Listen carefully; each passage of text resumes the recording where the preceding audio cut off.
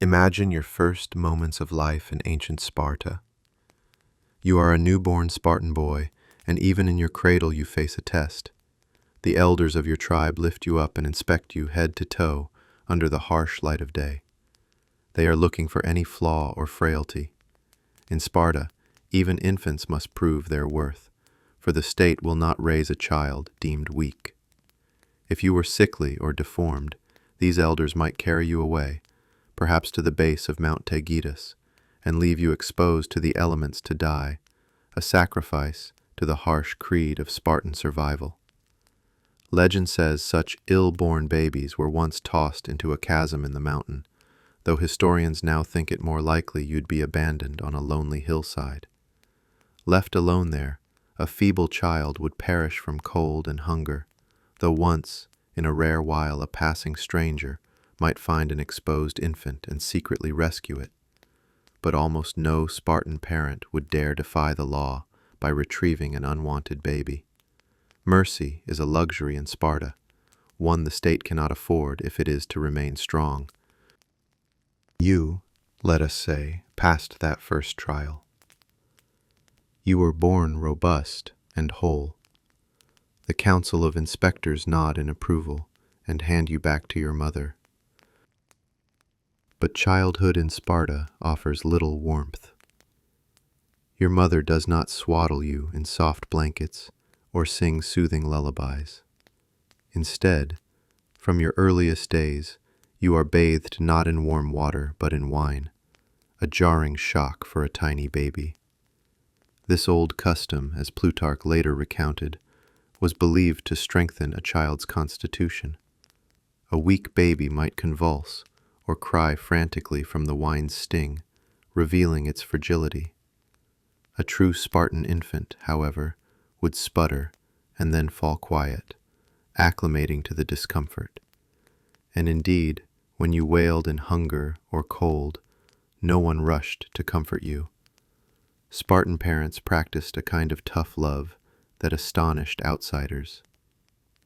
If you cry, you are frequently ignored.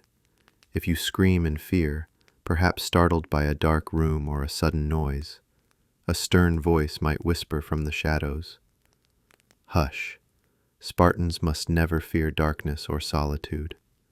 From the very start, you are taught that tears solve nothing, and fear must be mastered. Your mother's arms are strong, but they do not coddle. Spartan parenting is defined by an absence of the gentle affection other children might know. This does not mean your mother doesn't love you. She likely does, fiercely. But in Sparta, love is expressed through preparing a child for the hardships to come. Spartan women even took pride in their harsh methods. When asked by an outsider why Spartan mothers, of all women, were so proud and confident, one Spartan woman retorted that it was because only they give birth to real men. In that bold answer lies the Spartan mother's ethos. By withholding softness, she is forging you into something stronger. In her eyes, showing too much tenderness would do you harm. So she holds you rarely, speaking to you not in coos, but in short, firm tones. As a toddler, you learn to walk on the hard earth of a sparse courtyard. There are no plush toys, no cozy cradle once you're past infancy. You sleep in a wicker basket or simple wooden crib with only thin blankets, if any. By the time you can toddle, you spend much of your day outside, under the sun or clouds, toughening your young skin. Perhaps you fall and scrape your knee on the rough ground, a common occurrence. A cry starts to escape your lips from the pain, but your mother's sharp glance stops you cold. "Spartan boys don't cry," she says quietly. You sniffle, biting back tears. Even at 3 or 4 years old, you begin to realize that showing pain brings no sympathy. If you whimper in hunger or discomfort, you quickly learn that no extra food or comfort will come. Instead, silence and endurance earn you a nod of approval. By the age of 5 or 6, you have absorbed the Spartan way almost instinctively. You have learned to occupy yourself in quiet independence. Sometimes your mother or father deliberately leaves you alone in a dark room for a while. It's a subtle test. Will you scream in terror or remain composed? You sit on a stool in the darkness, heart pounding, but you remember the words drilled into you. Fear nothing, not even the dark. So you swallow your fear and endure the solitude. When eventually the door creaks open and light pours in, you blink, but do not cry out. If you manage to stay quiet, you might see a small, approving nod on your father's usually impassive face. Life for a young Spartan child is Spartan indeed. Your home contains only the basics: sturdy wooden furniture, perhaps a hearth, weapons on the wall, and simple clay dishes. There are no frivolous decorations, no clutter of playthings. Your clothes are plain wool tunics, often hand-me-downs, and in colder months a small cloak. Even these are rough in texture. The food you eat is hearty but basic: a broth of pork blood and vinegar, the infamous black broth, barley bread, and maybe some goat cheese or figs. You might wrinkle your nose at the strong taste, but you eat what you are given, or go hungry. There is no special children's menu in Sparta. You must stomach the same sparse fare adults eat. Discipline is the rule of the household. From the time you can speak in sentences, you are taught to speak little and plainly. The Spartans prize the art of saying much in few words, a trait that will later be known as laconic speech, after Laconia, the region of Sparta. If you babble or prattle on about trivial matters, an adult will likely admonish you to hold your tongue. One of your first lessons is absolute obedience. When an elder gives a command, whether it's your father, your mother, or any adult Spartan, you snap to attention and do as told. If you hesitate or ask why, the correction is swift and often physical. A cuff on the ear or a swift swat can follow any sign of defiance. You quickly learn that a Spartan boy's proper response is either "Yes, father," "Yes, mother," or simply a silent nod followed by immediate action. Yet even within this strict upbringing, there are moments that shape your identity in subtler ways. Perhaps you have an older sibling, a sister, or a brother. If it's a sister, you see that she too is expected to be strong, though her path will be different from yours. Your mother encourages your sister to run and play outdoors, rather than sit quietly inside. Spartan girls aren't coddled either. They won't be sent to the Agoge as you will be, but they are expected to grow hardy and healthy. If you have an older brother, you might see in him your own near future. He may already have left home at age 7 to begin his training, leaving a silent void in the house. You don't fully understand where he has gone, only that he's off becoming a man in some far stricter place. In the evenings, you notice your mother staring at the empty spot where your brother used to sit, her expression proud but distant. She doesn't speak of missing him. Instead, she occasionally reminds you, "Obey and be brave, so you'll be ready when your turn comes." There is no doubt in her voice that your turn will indeed come. At night, you curl up to sleep on a modest bed. Perhaps your father, if he is home and not away on campaign, comes to check on you. Spartan fathers are typically distant figures, often busy with their military duties or training even in times of peace. But once in a while, your father may share a brief word of guidance. He might tell you a tale of King Leonidas and his 300 Spartans who, years ago, fought an enormous Persian army to the last breath. "They were not afraid," he whispers. "A Spartan fears nothing, not even death." You don't grasp all the details of the famous last stand at Thermopylae, but the message is clear, and it burrows into your young heart. As you drift to sleep, you picture those fearless warriors and hope that someday you will prove equally unafraid. By the time you reach age 6, You have never known indulgence or softness. You run barefoot on rough ground, your small feet growing tough and calloused. You have learned to eat whatever is set before you, to hold your tongue unless spoken to, and to endure cold and heat without complaint. Other Greek children in a city like Athens might be coddled by nurses and mothers, but you have been reared in an atmosphere of intentional hardship and emotional restraint. Solitude does not scare you. You've spent many moments alone and silent, mastering your fear. Pain doesn't easily break you. You've been taught to accept discomfort quietly, and above all, obedience is ingrained in you like a law of nature. When an adult gives you a task, whether it's gathering wood or simply standing still as a statue, you do it without question. These formative years etch the Spartan ethos deep into your soul. You might not realize it yet, but you are already very different from other children. You are quieter, tougher, and more independent. You take a sort of pride in small acts of endurance, like not flinching when you stub your toe, or carrying a bundle of sticks twice your size without grumbling. If ever a sob does escape you, you feel shame burn on your cheeks, and you vow to yourself to be stronger. In Sparta, even little boys begin to cultivate a steely face and a brave heart.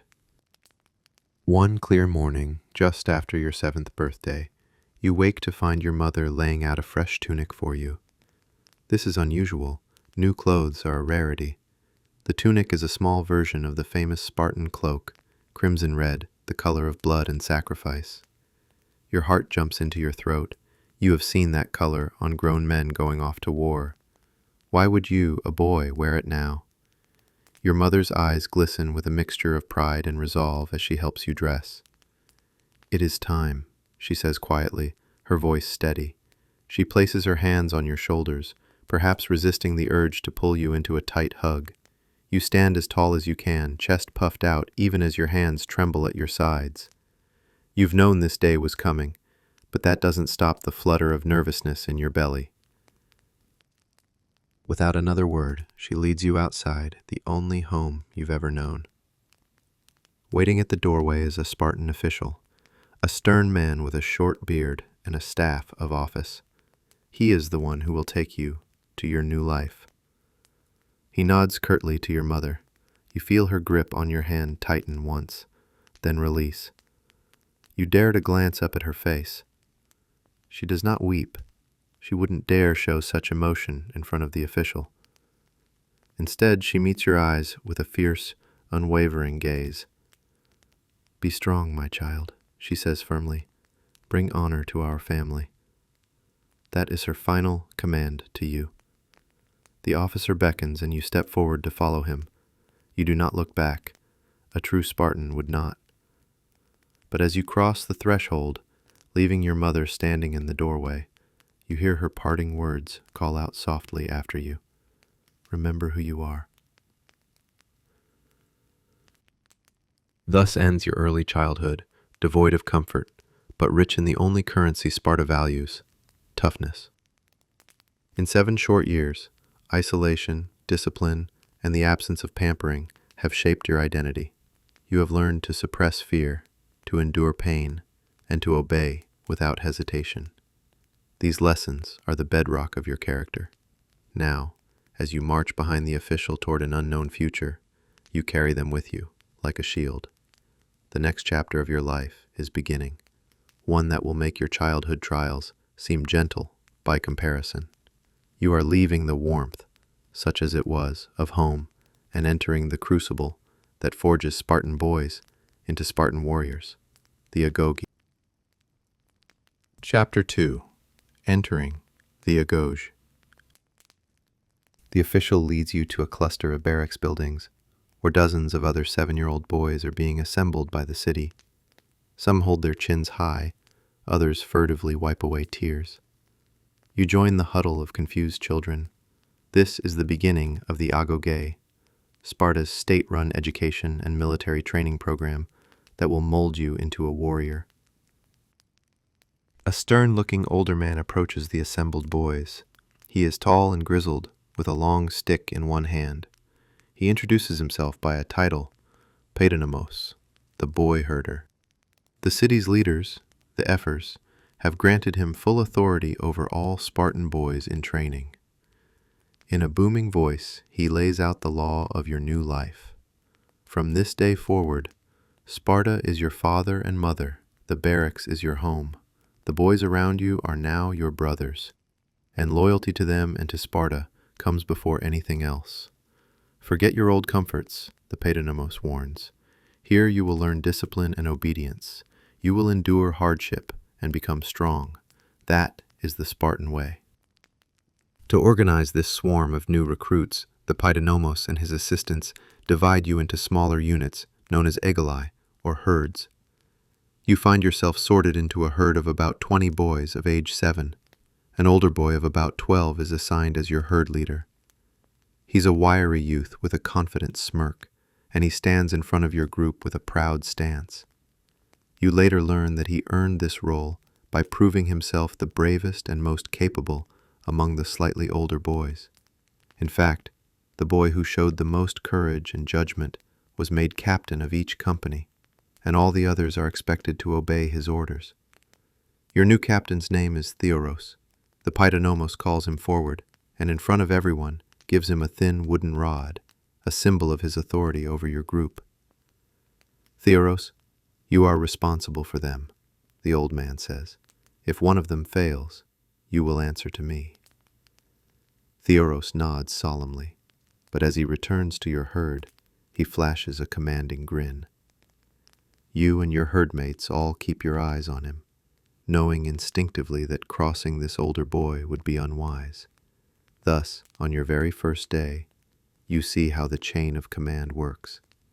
The Paidonamos rules over all, but he delegates day-to-day control to these youth leaders. Authority flows downward, and obedience flows upward, from boy to captain to Paidonamos. That first evening in the barracks, homesickness hits you hard. You and the other youngest boys are assigned a corner in a long communal hall. The floor is bare earth, packed hard, and there are no beds. "Find yourselves bedding," a senior youth barks. Following the older boy's example, you gather armfuls of reeds and grasses from near a riverbank at the edge of the training ground. With small hands, you break the stiff reeds into a somewhat softer pile and arrange it as a makeshift mat. There are no blankets. Sparta expects you to grow accustomed to the cold. It's early autumn now. By winter's chill, you will either adapt or shiver until you do.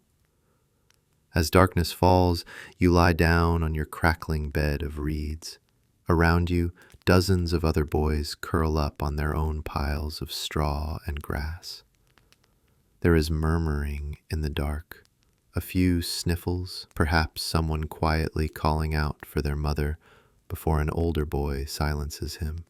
You wrap your thin cloak tighter and stare at the wooden rafters above, fighting the urge to cry. You remind yourself of your mother's parting words, "Be strong." Eventually, exhaustion overtakes sorrow, and you drift into fitful sleep. The sound of a trumpet jolts you awake at dawn. It is a harsh awakening, no gentle mother's voice, just a blaring horn and the shouts of older boys rousting you from the floor. Your body aches from sleeping on reeds. You barely have time to rub your eyes before Theoros, your young captain, is at your side swatting your leg with his rod. "Up, little cub! Move it!" he snaps. Scrambling to your feet, you join the rush of boys lining up outside. Thus begins your first full day in the Agoge. The routine that day and every day after follows a strict regimen. Before the sun has fully risen, you are already running laps around a dusty track with your herd. Barefoot and still rubbing sleep from your eyes, you feel the morning chill biting at your skin. Not long after arriving, the trainers took away your sandals for good. Spartans believe going barefoot toughens your feet. Your feet sting on the rough ground, but you dare not slow. An instructor stands in the middle with a leather strap. Anyone who lags earns a quick lash. After the running comes drill after drill. You practice marching in formation, even though you hold wooden toy spears for now. You practice responding to commands instantly. Turn left, turn right, stop, kneel. When one boy in your line reacts too slowly, an instructor storms over and raps him on the back with a stick. Faster! Obey without thinking, he barks. Obedience, absolute and unhesitating, is being hammered into you with each command. As Plutarch later noted, the Spartans taught their children only as much reading and writing as needed. All the rest of the education was aimed at making them obey commands well, endure hardships, and conquer in battle. Even without knowing those exact words, you live them. Your lessons in letters are brief and infrequent, perhaps an hour learning the Greek alphabet scratched on a wax tablet. Far more often you are learning through physical example. When an older boy or adult says jump, you jump. When they say be silent, you hold your tongue. The Agoge, you soon understand, is not a normal school. It is a forge, and you are the iron being tempered. Discipline governs every aspect of your day. There is a set time to wake, to train, to eat, to even speak. For now you are a pais, boy. In a decade, you might become a paidiskos, youth, and at 20, a hebon, young man, on the verge of soldierhood. Those stages seem far away, but instructors constantly remind you, endure now, or you will never become a Spartan man. Daily life in the Agoge strips away comfort and individuality. You wear a simple tunic during the mild seasons, and as you get older, even that will be reduced to a single cloak year-round, leaving your arms and legs bare to the weather. You are always a little cold in winter, a little hot in summer, but you learn to ignore it. Bathing is infrequent and very plain. In fact, the trainers often forbid warm baths or oils. They want your body to be hardened, your skin thick and dry. Soon enough, you stop noticing your own dirt and sweat. Your head is kept closely cropped or shaved, marking you as a boy of the Agoge. At first, you miss the feeling of your mother combing your hair, but that memory fades quickly. Hunger becomes a constant companion. The communal meals are simple and sparse. In the morning, you get perhaps a cup of broth and a chunk of barley bread, just enough to take the edge off hunger, never enough to feel full. By evening, after a day of intense physical training, your stomach is hollow. Dinner might be a small bowl of pungent black broth with a few pieces of meat or onions, and maybe another piece of coarse bread. As you swallow it, you already know you will go to sleep hungry. This, too, is by design. The trainers intentionally keep your rations minimal. An empty belly, they believe, will teach you endurance and resourcefulness. It will keep you lean and agile, not sluggish. One purpose, as the old Spartan lawgiver Lycurgus intended, is to keep you slim for greater growth, and also to make you more nimble. But the other purpose is revealed with a wink by Theros. If you're starving, go find food, steal it if you must. You glance up in surprise. Steal? Back home, stealing was a sin. Here, it's practically encouraged. Indeed, you learn that if you want extra food, you will have to scavenge or steal it from the surrounding fields, farms, or storehouses.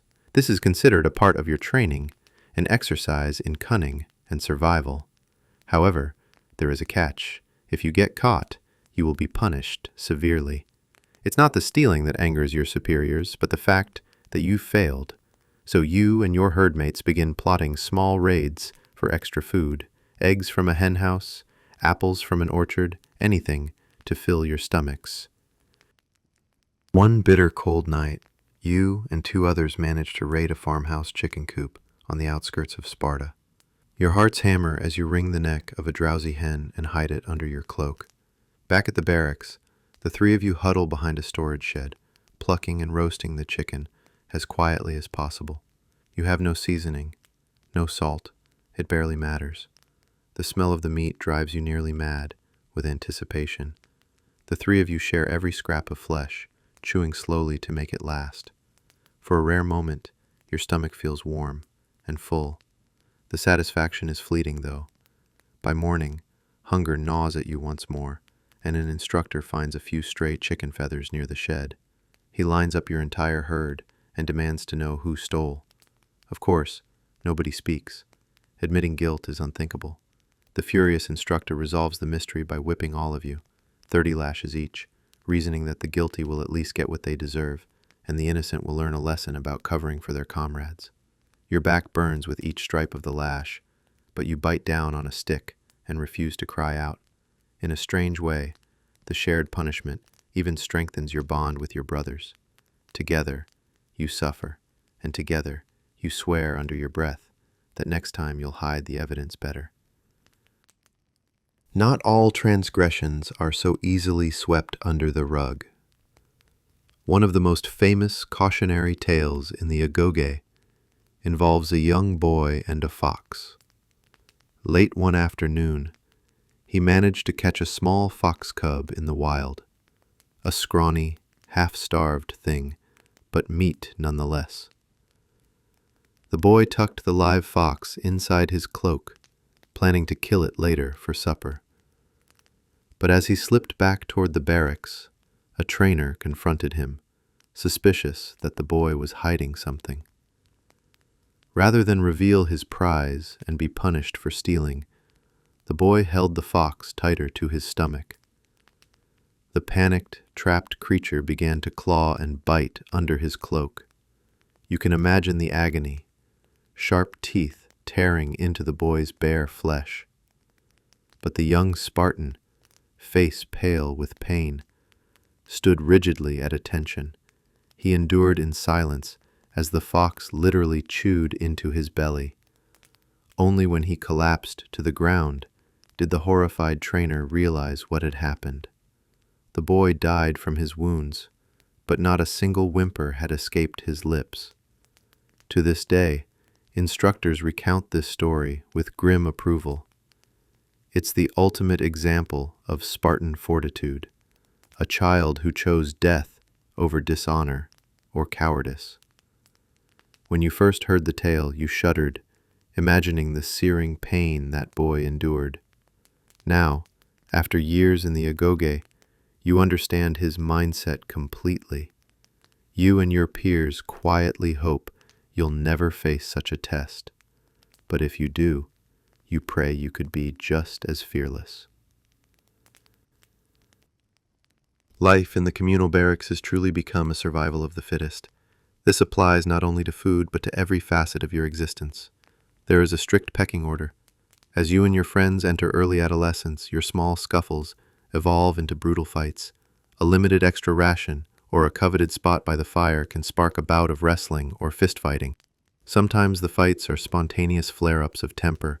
Other times the instructors deliberately pit you against each other to make you tough. You've learned not to take these brawls personally. One morning you might be trading blows with a bunkmate over the last chunk of bread, and by evening you have your arms slung over the same fellow's shoulder as you march and drill. Combat is simply a language you all speak fluently now. A good-natured black eye or a bloodied nose is routine. Among Spartan boys, settling things with your fists is often how you earn respect. You've even grown to enjoy the contests in a strange way. The rush of adrenaline, the cheers or jeers of onlookers, and the flush of pride when you emerge victorious. Bullying by modern standards is institutionalized in Sparta. Older boys regularly torment the younger ones, but not out of mere cruelty. It's practically a training method. The 15 and 16-year-olds who oversee you sometimes force you younger boys to compete for scraps or perform humiliating tasks. If you fail or balk, they'll cuff you on the ear or cane your backside. It's their way of hardening you, passing on the toughness they themselves learned. When you were little, you were on the receiving end of these hazings. Now that you are among the older paides, you find yourself dishing it out too. You catch one of the new 7-year-olds whimpering over a blistered foot and you snarl at him to shut up, then drag him to his feet and make him hop on that foot until he stops crying. It feels odd to be cruel, but in Sparta, this is how love often looks. You want the younger boy to survive, so you teach him the only way you know, through pain. And if you don't harden him up, someone else certainly will. The entire system relies on everyone pushing everyone else to be as strong as humanly possible.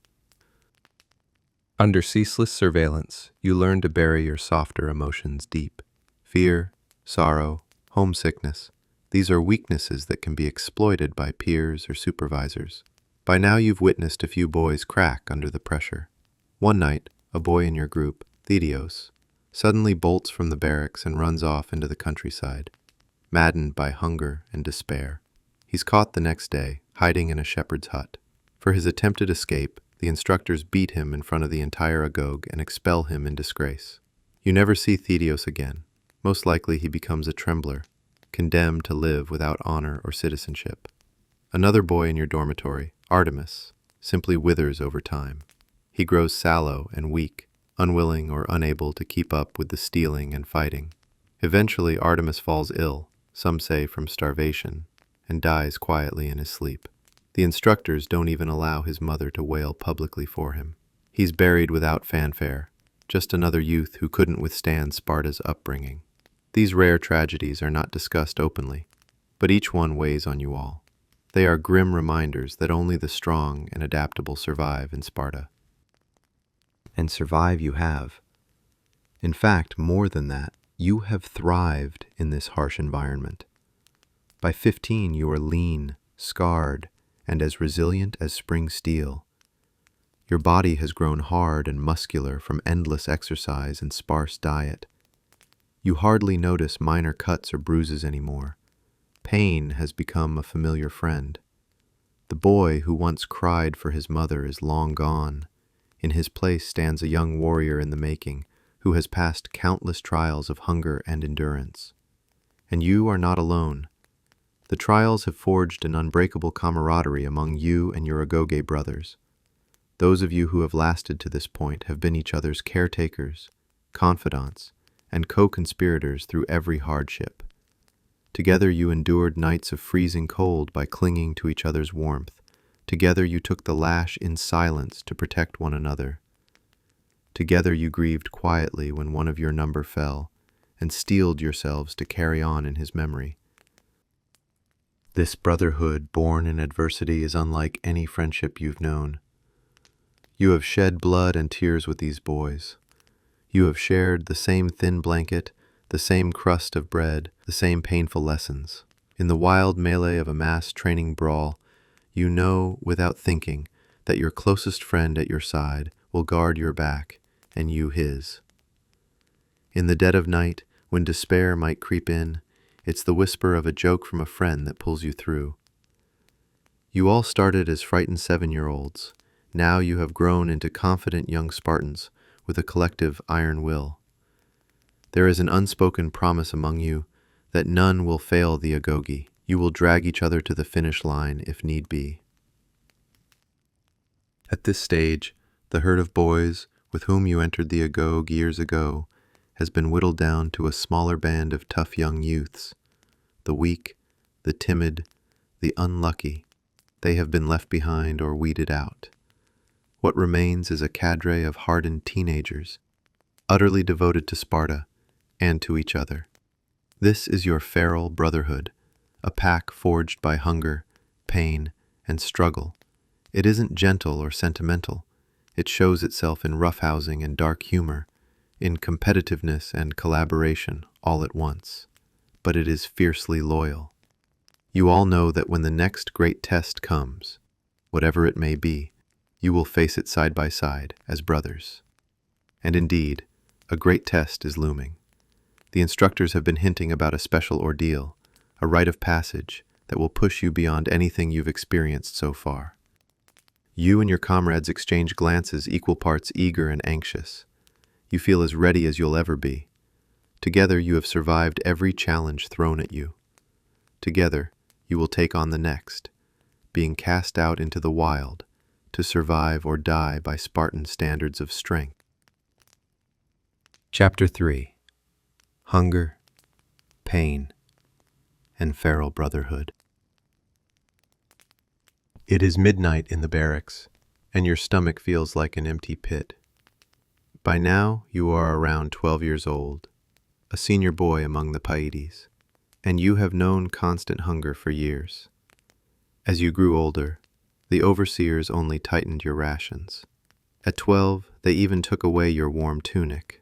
Now you have only a thin red cloak, regardless of the season. You sleep outdoors more often than not, with that cloak as your blanket. In the heat of summer, this is merely uncomfortable. In the dead of winter, it is agony. You lie curled with some of your herdmates under the open sky, pressed against each other for a bit of warmth, each pretending not to shiver. The frosty air bites at your face, but you clench your jaw and endure it. Complaining won't change anything. In Sparta, the cold is just another test of your toughness. Hunger, though. Hunger is a test that never lets up. By design, you are always underfed. The elders say a Spartan youth should be lean and hungry, to encourage stealth and resourcefulness. Indeed, you and your friends have become cunning predators of the night. Many evenings, as soon as the supervisor's backs are turned, your herd slips out into the darkness like a pack of feral wolves, scouring for anything edible. Perhaps you sneak into the storeroom to snatch a handful of figs, or creep into a nearby farm's field to pull up some onions. More daring boys crawl under the mess tent to scrape out bits of meat or bread stuck to the cooking pots. These secret forays are dangerous but necessary. Without them, you'd scarcely eat enough to train. The rule is clear. Stealing food is tolerated, even encouraged, so long as you aren't caught. To go hungry is to fail yourself, but to be clumsy and get caught is to incur harsh punishment. So you plan each theft with care. Your band moves in silence, bare feet padding on moonlit ground. A snapped twig or a barking dog can spell disaster. One bitter cold night, you and two others managed to raid a farmhouse chicken coop on the outskirts of Sparta. Your hearts hammer as you wring the neck of a drowsy hen and hide it under your cloak. Back at the barracks, the three of you huddle behind a storage shed, plucking and roasting the chicken as quietly as possible. You have no seasoning, no salt. It barely matters. The smell of the meat drives you nearly mad with anticipation. The three of you share every scrap of flesh, chewing slowly to make it last. For a rare moment, your stomach feels warm and full. The satisfaction is fleeting, though. By morning, hunger gnaws at you once more, and an instructor finds a few stray chicken feathers near the shed. He lines up your entire herd and demands to know who stole. Of course, nobody speaks. Admitting guilt would be unthinkable. So all of you are punished. 30 lashes each, delivered one by one. Your back burns with each stripe of the whip, but you grit your teeth and refuse to cry out. In a strange way, the shared punishment even strengthens your bond with your brothers. Deep down into your bones, you learn the lesson of the fox story. It's not the sin that matters, but the admission. Better to bleed, or even die, than to shame yourself by whining or confessing weakness. So like that boy with the fox, you and your friends grow adept at concealing pain. If a boy is caught stealing and flogged mercilessly, he accepts it silently, almost proudly. If another falls ill from hunger or exhaustion, he tries to hide it, rather than seek pity or rest. Emotional suppression becomes second nature. You find that when you hurt, your instinct is not to seek comfort, but to draw into yourself, to dissociate mind from body until the ache passes. This is exactly what your instructors want. They are raising you all to be self-sufficient, uncomplaining, and immune to fear or pain, perfect raw material for future soldiers. The communal barracks by now feels more like home than your actual home ever did. It's a rough home, a long building that smells of sweat, smoke, and boyish bodies, but it's where your loyalty lies. You eat, sleep, train, and fight alongside the same band of peers day in and day out. Their struggles are your struggles, their triumphs yours as well.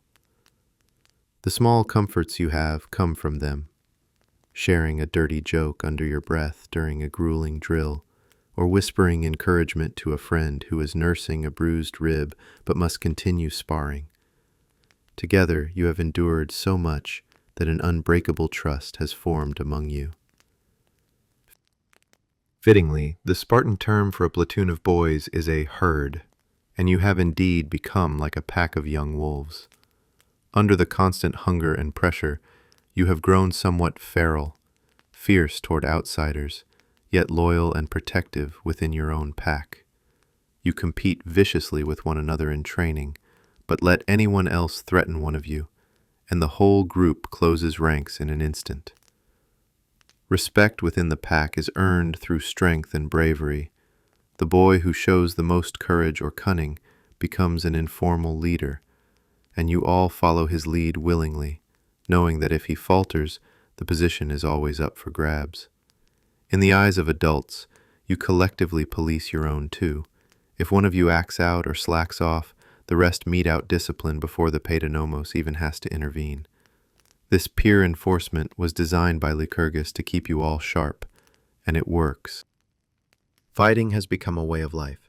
You brawl with each other for dominance and drill purposes, and occasionally the instructors instigate gang fights between different herds to simulate battle conditions.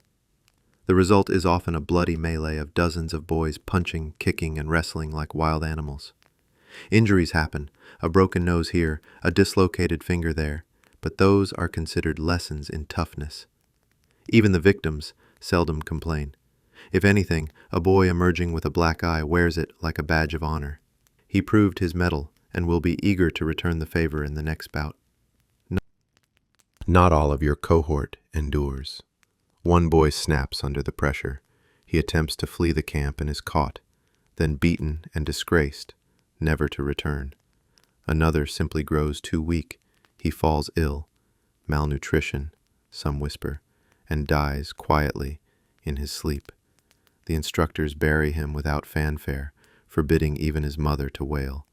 These rare tragedies are not discussed openly, but each one weighs on you all. They are grim reminders that only the strong and adaptable survive in Sparta. And survive you have. By age 15 or 16, you stand tall, sinewy, and unyielding, an almost finished product of the Agoge. Your cohort has been whittled down to a hardened core of young men who know nothing but Sparta's way. Your skin is scarred from countless beatings and contests. Your demeanor is unflinching. When a trainer screams inches from your face, you look through him as if he were air. Your loyalty is absolute, not because you were brainwashed by slogans, but because you lived through hell with your brothers and came out the other side together. This loyalty is not just to your friends, but to the very idea of Sparta. Somewhere along the journey, the Spartan ethos seeped into your soul. You believe in it, in strength, discipline, and courage above all. It is who you are. The boys with whom you entered the Agoge at 7 are now young men beside you, tempered by the same fires. Those who were not up to the task are gone, relegated to inferior status or quietly dead. What remains is a ferocious brotherhood. You and your Agoge mates have been each other's family through the hardest years. You share a certain hard-eyed pride when you catch your reflections in a puddle. Lean, muscled youths with short-cropped hair, weathered skin, and a no-nonsense gait. You all walk a bit taller as full adolescence sets in, knowing you have earned a place among Sparta's next generation of warriors. It is around this time, perhaps your 17th year, that the instructors stage one of the Agoge's final ordeals. Word spreads that at the next full moon festival of Artemis Orthia, you older boys will undergo the Diamastigosis, the ritual flogging at the goddess's altar, to prove your endurance once and for all. You steel yourselves, casting anxious glances at one another, but outwardly maintaining stoic fronts. And before that trial arrives, there is one more challenge in store. A survival expedition that will test everything you've learned about fending for yourself. Late one evening, the Paidonomos informs you that each one of you will be cast out into the wilderness for a period of time with no food or help, to see who returns alive and well. The weak may not come back. This chilling pronouncement doesn't scare you as it might have years before. Instead, it awakens a fierce determination. You lock eyes with your closest friend in the herd, and he nods grimly. You will not disappear in the wild like some helpless youth. You will come back strong, or not at all. Chapter 4. Cast into the Wild. One crisp autumn evening, your instructors gather all the boys of your age and announce a new trial. You feel a mix of excitement and dread as the Paidonomos explains. For the next week, each of you will be left alone in the wilderness outside Sparta. You are to survive, with no supplies, no help, just your wits and whatever you can find or craft. This is not a punishment, but a rite of passage. A Spartan must be self-reliant, the Paidonomos says firmly. If you cannot survive on your own for a few days, you are not worthy to serve in the phalanx. His words send a chill down your spine. By now you're about 13 years old, wiry and tough, but the thought of being completely alone in the wild makes your heart pound. At dawn, they march you out beyond the city and into the rugged hills. One by one, you are sent off in different directions, with nothing but the clothes on your back, and at this point, that's just your single, thin cloak. There are no tents, no weapons given, not even a knife. If you need one, make one, the instructors say. As the sun climbs, you find yourself utterly alone for the first time in your life. No comrades beside you, no supervisors watching, just you, the wind whispering through the pines, and the distant sound of goat bells from some pasture far away. Taking a deep breath, you steel yourself. This is what you've been trained for. All those nights sleeping on cold ground, all those lessons in hunting small animals and finding edible roots. Now you must put them to use on your own. The first day, you focus on the basics. Using sharp stones, you hack off branches and fronds to build a makeshift shelter in the lee of a limestone boulder. It won't win any prizes for craftsmanship, but by dusk, you have a crude lean-to to block the wind. Hunger quickly gnaws at you. Without the usual paltry evening meal from the mess, your stomach is empty. So, as twilight descends, you set out to scavenge. In a stony creek bed, you manage to overturn rocks and catch a few pale crayfish. They're tiny, but you devour them raw, crunching shells and all. It's not much, but it quiets the hunger pangs a little. Night falls, and with it comes a deep, primal fear. The moon is only a sliver, leaving the woods nearly black. You huddle under your cloak in your little shelter. Every rustle of leaves or snap of a twig sounds magnified in the darkness. You clutch a pointed stick you carved, heart thudding as you imagine what could be out there. Wolves prowl these hills, and although they usually avoid humans, a lone child might tempt a desperate pack. The cold is biting, seeping in through the gaps of your shelter. Your breath comes out in white puffs. This is a new kind of trial. Not the orchestrated challenges of the barracks, but the raw, indifferent challenge of nature itself. You recall the lessons your elders drilled into you. Never show fear.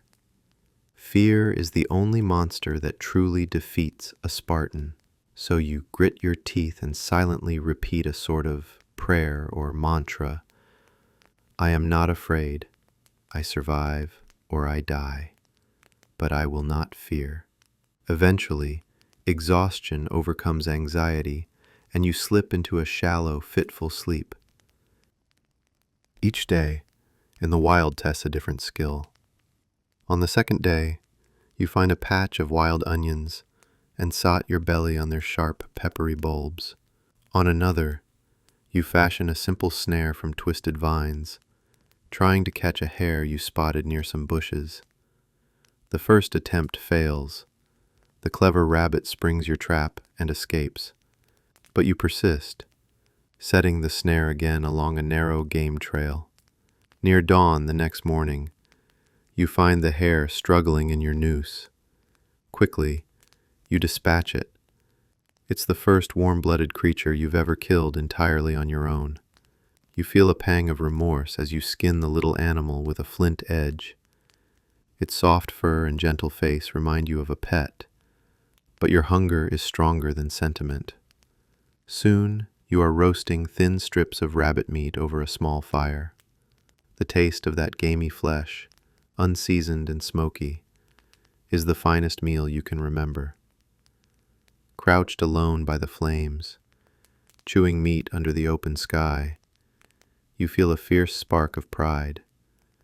You are truly surviving exactly as a Spartan should, utterly on your own. Not every boy fares as well. On the fourth day, while filling your water skin at a trickling spring, you hear distant shouting bouncing off the hills. Curiosity piqued, you quietly creep toward the sound, staying low. From behind a thicket, you glimpse two instructors and a couple of older boys, perhaps serving as assistants, carrying someone on a stretcher. Through the branches, you recognize the limp figure. It's a boy from your herd, Timon, known for his quick laughter and smaller stature. His face is ashen. You catch fragments of the hushed conversation. He fell from a rocky ledge during the night and broke his leg badly. By the looks of him, fever has set in. The instructors' faces are grim. They carry Timon away, and you know in your heart he won't be coming back to the Agoge.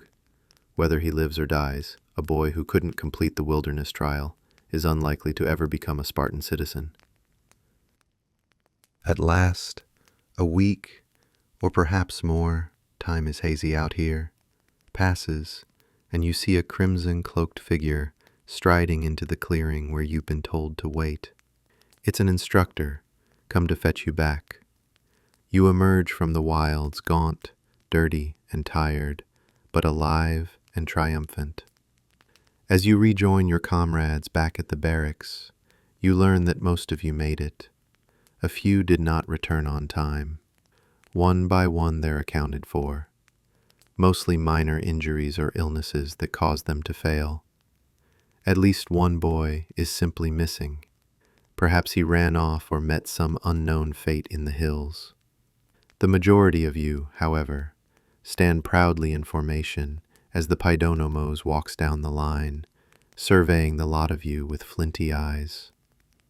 He says nothing for a long time, letting the moment linger. You straighten your back, sunburned and bruised, but feeling invincible. Finally, he permits himself a slight nod. You have endured, he says, voice low but carrying. Remember this feeling, boys. You have proven to yourselves what you can survive. Most of all, remember that those who did not return, they are not here because they did not adapt. A Spartan adapts, or he perishes. His gaze sweeps across you all. Those simple words sink deeply into your mind. Adapt or die. It is the distilled lesson of the wild. This trial, by wilderness, cements the hard pride growing in you. You survived utterly alone, living off the land like a young wolf. Gone is any last flicker of doubt about your capabilities.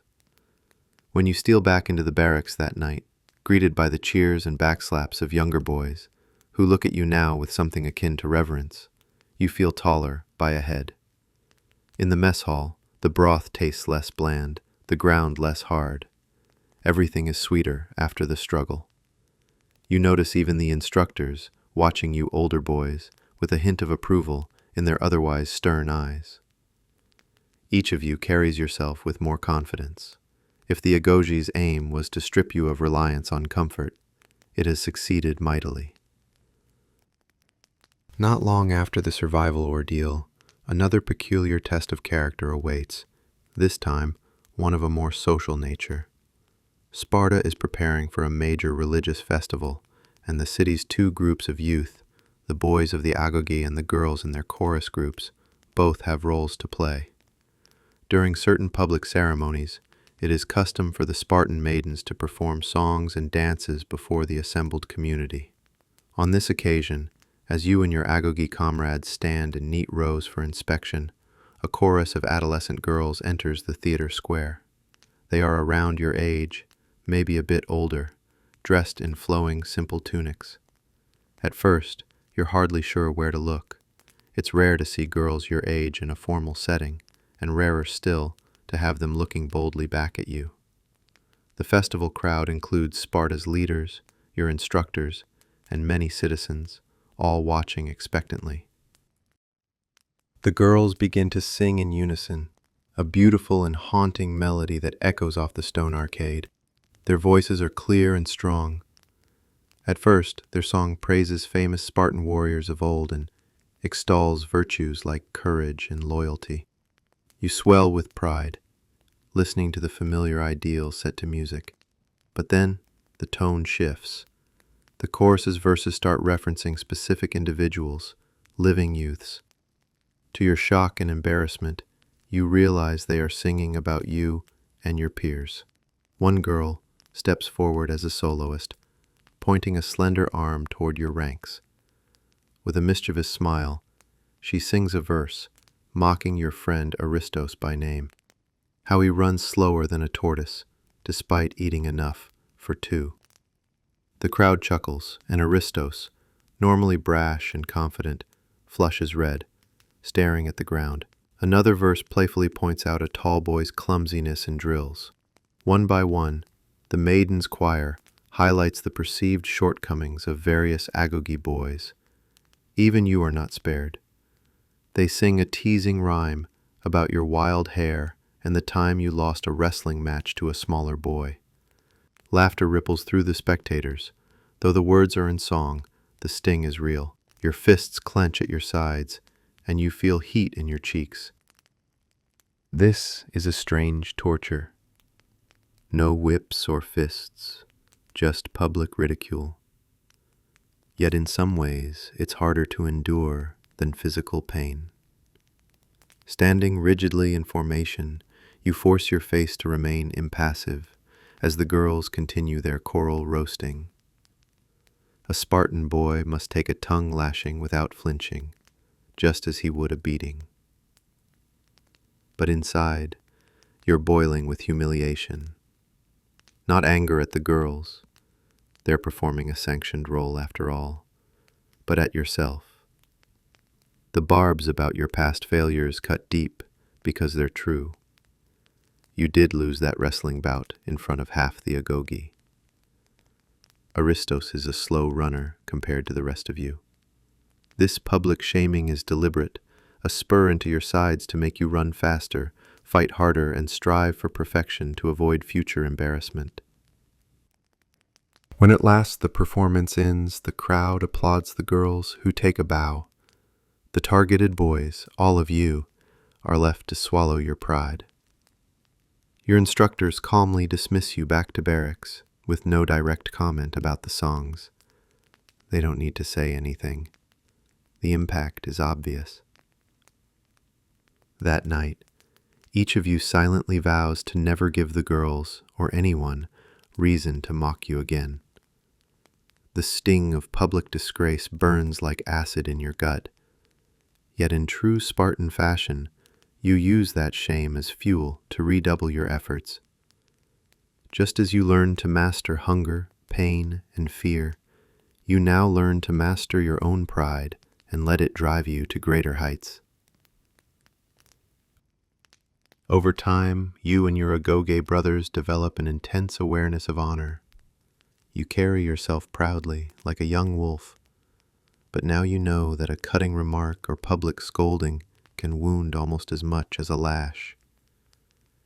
To be thought a coward or weakling feels worse than a beating. Indeed, you decide you would rather die than be disgraced. The maiden's playful mockery, light-hearted as it was, has hardened yet another part of you. It has taught you that your reputation for courage and excellence is precious and fragile. By the end of your adolescence, you have become a young man, forged in hardship and honed by both physical and social trials. You have survived isolation in the wild, and you have borne the sting of public scorn. Each ordeal has layered another strip of iron onto your soul. You have adapted again and again, or you would not still be here. The pride you feel now isn't the simple bragging of a child. It's a deep, tempered pride. You hold your head high, confident and disciplined, while keeping vulnerabilities locked away. You have been broken down and built back up stronger each time. The boy you were has been remade into something harder, sharper, and soon the final trials of the Agoge will confirm beyond doubt that you are ready to join the ranks of Sparta's warriors. Chapter 5. The Final Trial, Diamastigosis.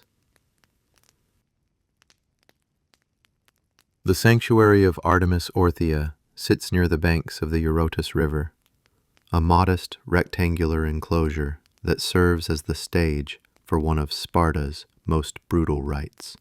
It is here, beneath the statue of Artemis Orthia, the goddess of adolescence and the wilds, that you and your fellow trainees face the final trial of your youth. This is the ritual flogging known as the Diamastigosis. What was whispered about in years past is now very real and very near. You stand in line with other 16 and 17-year-olds, all bare to the waist, under the gaze of a large gathering of onlookers. The entire city seems present. Spartan citizens, your instructors and elders, even your mothers and sisters have come to witness the ordeal. High above, perched on a platform, sit the ephors and other dignitaries, solemnly observing. At the center of the sanctuary stands an altar dedicated to Artemis. Upon it, as tradition dictates, are piled small offerings, notably round chunks of cheese that have been blessed for the ceremony. The air is tense and still. An elder priestess, dressed in white, offers a prayer to the goddess, asking Artemis to bless the strong and cull the weak. Your heart thumps in your chest, but your face betrays no fear. By now you have absolute mastery over your expression. Inside you steel yourself for pain unlike any you've felt. The trial begins with a test of swiftness and daring. Several of you boys are ordered to rush the altar and snatch the sacred cheeses from it. It sounds simple, but you know what comes next.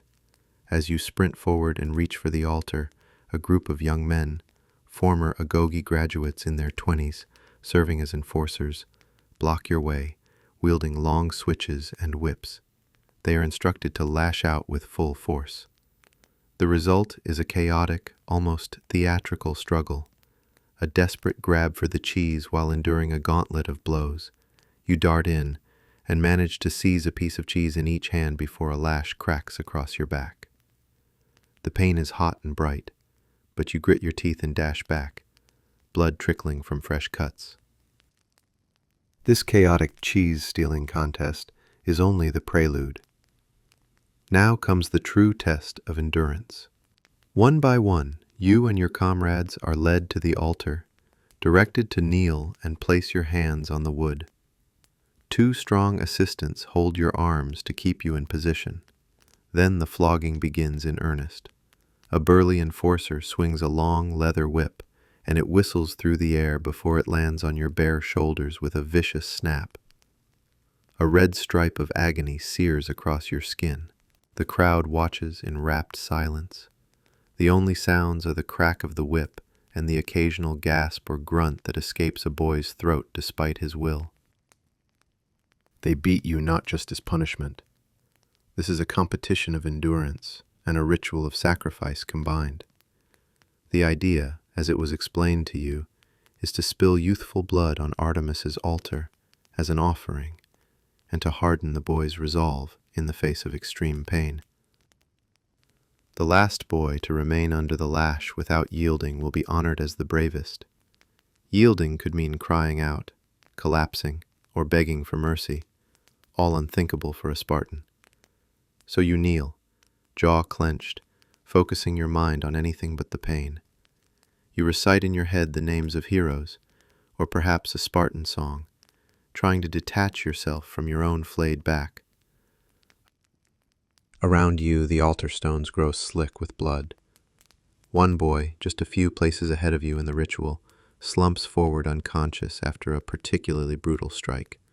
Immediately, attendants rush to drag his limp body aside. The priestess, overseeing the ceremony, nods grimly. Artemis has received that boy's offering in full. There are murmurs in the crowd. That youth is not moving. It's possible he has paid the ultimate price for honor. Indeed, it is known to happen. Some years, a boy or two actually die under the whip in this contest of endurance. The Spartans view it as a tragic but holy sacrifice. The boy's death is seen as a mark of favor from the goddess, having chosen the strongest spirit for herself. His name will be remembered and whispered among those of martyrs. When it is your turn, you step forward and kneel at the altar. You can feel the warm stickiness of someone else's blood on the stone where you place your palms. The smell of iron, the smell of blood, is heavy in your nostrils. A swift memory flashes of the fox biting inside the boy's stomach. You push it away. You set your gaze on a fixed point, perhaps the ancient olive tree just beyond the sanctuary wall, and nod that you are ready. The first lash strikes your back with a sound like a firecracker. Your vision flashes white for an instant. You exhale, expelling the pain from your body with the breath as you were taught. Lash after lash falls. The world narrows to a tunnel. You hear your heartbeat and the swish crack of the whip. Skin yields and splits. Warm blood trickles down your sides. Your entire back is a map of fiery pain, each stroke crossing the last. And yet, through sheer will, you remain silent. Not a cry, not a whimper passes your lips. Some in the crowd lean forward, eyes wide at your resilience. You wonder if your mother is among them, and if so, what expression she wears. Is she pale and trembling inside, or is she standing tall and proud, as Spartans say a mother should, watching her son bleed for Sparta and Artemis? You gave her no reason for shame today. Despite the agony, a fierce pride surges within you. You are doing it. You are proving to yourself and everyone that nothing can break you. Eventually, after an eternity, or mere minutes, you cannot tell, a final lash falls, and the priestess raises her hand. It is over. You collapse backward into the waiting arms of the assistants, your back a raw, shredded mass of flesh. The next moments are blurry. They lay you on a stretcher and carry you aside to tend your wounds. As your vision swims, you see above you the blue sky and occasionally faces peering down. Some full of concern, others with gruff approval. A surge of relief floods you, not relief that it ended, for you would have endured longer if required, but relief that you did not dishonor yourself. In the haze of pain and exhaustion, you manage a slight smile. Somewhere nearby, you hear the roaring cheers of the crowd at the ceremony's end. To the Spartans, this has been a spectacle of courage and faith combined, a true display of Andrea, manly valor. In the aftermath of the Diamastigosis, your body is a wreck. It will take weeks for the bloody crisscross of wounds on your back to fully heal into scars. yet among your peers there is no pity, only congratulations. Each of you who endured the flogging is hailed as an equal to Sparta's legendary heroes for that day. Even the ones who fainted or faltered are not openly shamed, though privately they may apologize to their friends and instructors. After all, everyone gave all they had. The entire ritual, gruesome as it is, has normalized the sight of blood and the experience of agony for you. You've watched friends collapse with lacerated backs, watched stoic boys become drenched in red, and likely seen at least one comrade breathe his last under the whip. And you felt your own life force run warm down your skin while you refused to submit. Fear, even the fear of death, holds little power over you now. As you lie on your stomach in the barracks that night, every movement sending waves of pain through your raw back, you reflect on what this trial means. In Sparta, boyhood truly dies at the altar of Artemis Orthia. The Diamastigosis marks the final purging of any lingering weakness. Having come through it, alive no less, you feel a profound transformation. You are no longer a child of Sparta, you are, in spirit, already a Spartan man. The next time you march out of these barracks, it will not be as a student, but as a warrior in training, a member of the Crypteia or the Army Reserve, and soon a full-fledged soldier. The blood you left on that altar has sealed your bond with Sparta's harsh ideals. The scars on your back will forever proclaim your loyalty and endurance. In the eyes of your elders, and perhaps even in the eyes of the gods, you have proven yourself fearless and without weakness. From this day forward, you carry the identity of a Spartan like a second skin. Pain has become your ally, death an acceptable companion. The Diamastigosis was the ultimate test, and you passed it. In the quiet darkness, despite the throbbing wounds, you feel a deep sense of pride and unshakable certainty. Whatever challenges await you on the battlefield or beyond, you know you have already conquered the worst that human endurance can suffer. In your heart, you whisper a thank you to Artemis Orthia for seeing you through, and a vow that you will never bring shame to the ideals you bled for. You close your eyes, letting exhaustion pull you under, as a newly minted Spartan young warrior, born for war and forged by pain indeed. Chapter 6. Life as a Spartan Soldier. On your 20th birthday, you officially graduate from the Agoge and become one of Sparta's warriors in training. There is no grand ceremony, that's not the Spartan way, but there is a profound shift in your life. You are now allowed to grow your hair longer in the traditional Spartan warrior style and can vote in the assembly of your peers, the young men under 30. More importantly, you join a Systicia, a military mess group, which will be like your second family. In fact, it will remain your primary family until you're 30.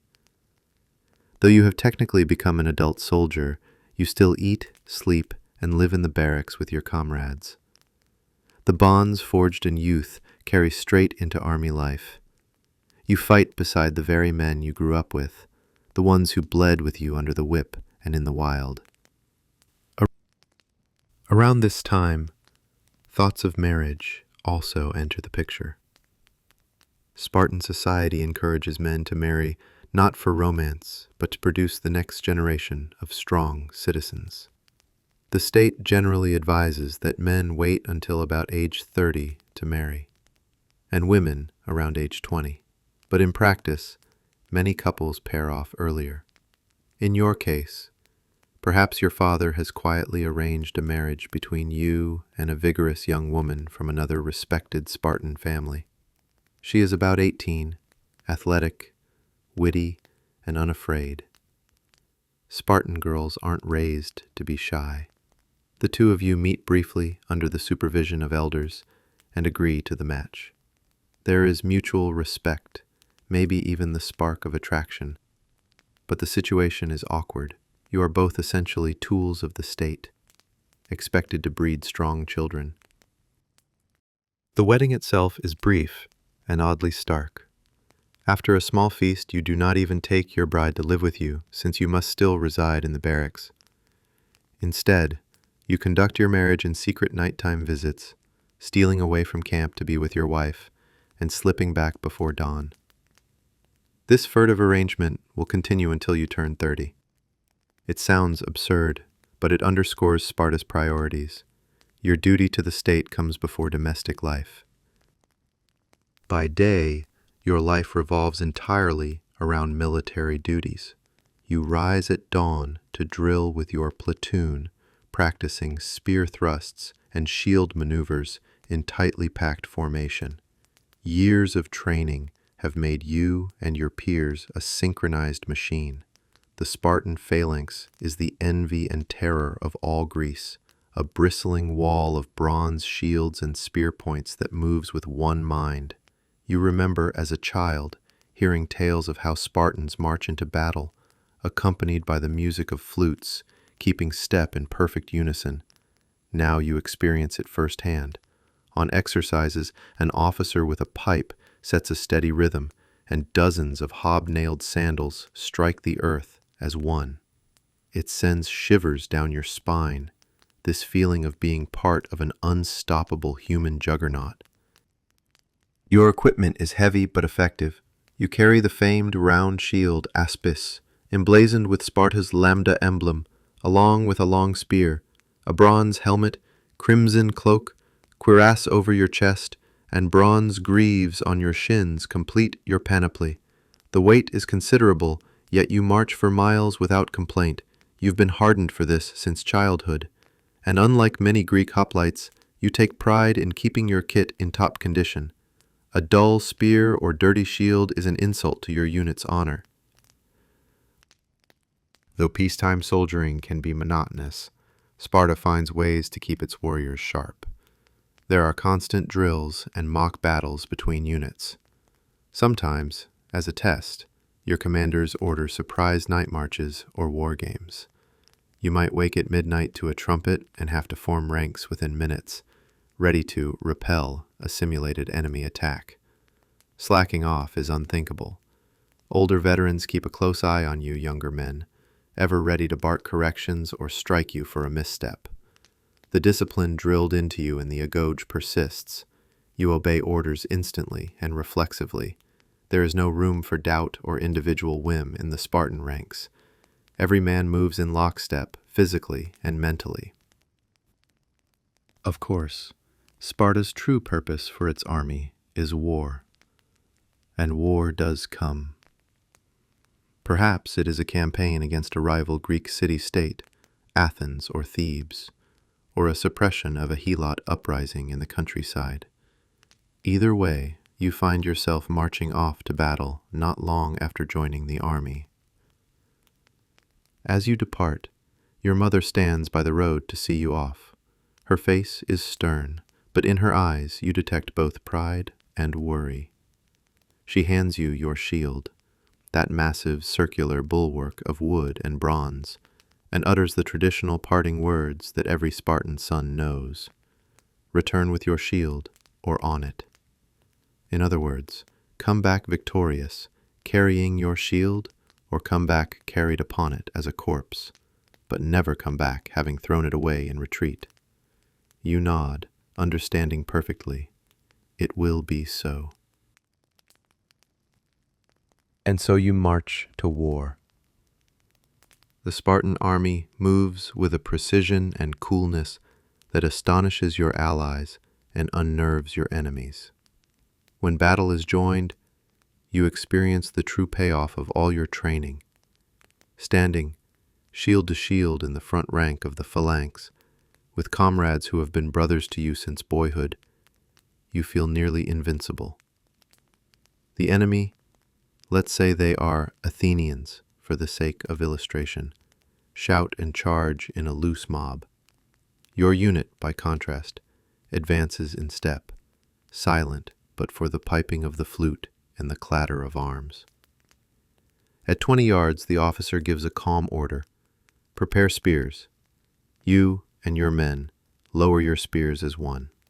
At 10 yards, another order. Charge!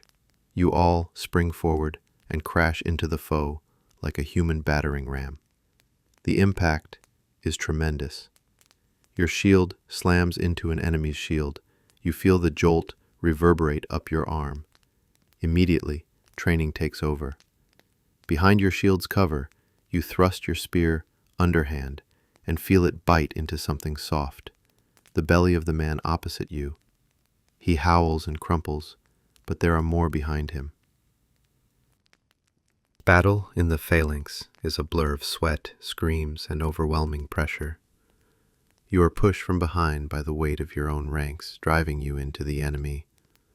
The crush is so tight you can scarcely swing a sword when your spear shatters against an opponent's armor. So you bash with your shield rim, gouging at faces, and stab with a short sword when you can find an opening. All the while your section moves as one entity. If a man to your right falls, you instantly shift to cover his space, as does the next, maintaining the wall. You hear your captain roaring encouragement. Hwah! Push! Push! And you do, shoving forward step by step over the bodies of friend and foe alike. Finally, after what feels like an eternity, but may only be minutes, the enemy line breaks. The Athenians, no longer able to withstand your onslaught, turn and run in panic. Here is where the true ruthlessness of Spartan warfare shows. The battle is over, but the killing is not. Your commander does not call for mercy or restraint. A fleeing enemy is an enemy who might fight you again another day. Better to make sure he doesn't. So you and your fellow Spartans pursue the routed foes across the plain, stabbing them in the back as they scramble for safety. It is a cold-blooded task, striking down men who are begging for mercy or screaming for help, but you feel little pity in the heat of your bloodlust and victory. You recall what you've been taught. Never leave an enemy alive to threaten Sparta. By the time the trumpet sounds recall, the field is littered with the fallen. A moaning wind carries the cries of the wounded. You stand panting, slick with sweat and blood, some of it your own, from a gash on your thigh you hadn't noticed in the fray. Your hands tremble slightly from adrenaline as you realize you survived your first battle. More than that, you won. In the aftermath, the Spartan army regroups in disciplined silence. You are not allowed to plunder the dead until ordered, unlike other Greeks. First, the officers conduct a roll call and head count, making sure all Spartan casualties are accounted for. Only when that is done do you retrieve the bodies of fallen Spartans for proper burial. The enemy dead are left where they fell, stripped of anything useful. It may seem cruel, but in the Spartan mind, the defeated merit no honor. When you march back into Sparta victorious, there is no wild celebration. Instead, there is a sense of fulfilled duty. The older men at home nod in approval as your unit files back to barracks, each man carrying his shield proudly, for to lose one's shield in battle is the ultimate disgrace. Your mother hears of your safe return and, true to her upbringing, does not weep or embrace you. She merely clasps your forearm and says, "Good, Sparta honors you." In her eyes you see quiet pride. At last you have given her what she truly wanted, a son who has lived up to Sparta's ideals. War for a Spartan is not a rare drama, but the expected business of life. You will go on campaign many times in the coming years. Sometimes the fights are easier, sometimes harder. Now and then you face setbacks. Even Spartans are not invincible, as you learn when you see a close friend fall to an enemy spear one grim morning. But even in defeat, Spartans do not give up. If ever a Spartan army must retreat or surrender, a very rare occurrence, the shame is so great that men have taken their own lives rather than live with it. You recall the story of two Spartans from your grandfather's time, who missed the famous last stand at Thermopylae. One hung himself out of disgrace, the other sought death in a later battle to redeem himself. That legacy weighs on you all. To be a Spartan soldier is to carry the burden of never, ever failing your city or your comrades. Death is preferable to the dishonor of cowardice. In battle after battle, you uphold that creed. With it or on it, echoes in your mind each time lions clash. And indeed, you find that you do not fear death at all now, only dishonor. If you die, you die, but you will not live as a coward. That calm fatalism gives you and your comrades a terrifying edge. Enemies sense you fight without fear. They call you demons or madmen. In truth, you are simply the result of a lifetime of pain and discipline, with nothing left inside that quakes at mortal peril. By age 30, you have spent a full decade as a Spartan warrior. You have known the triumph of victory and the heartbreak of seeing brothers fall.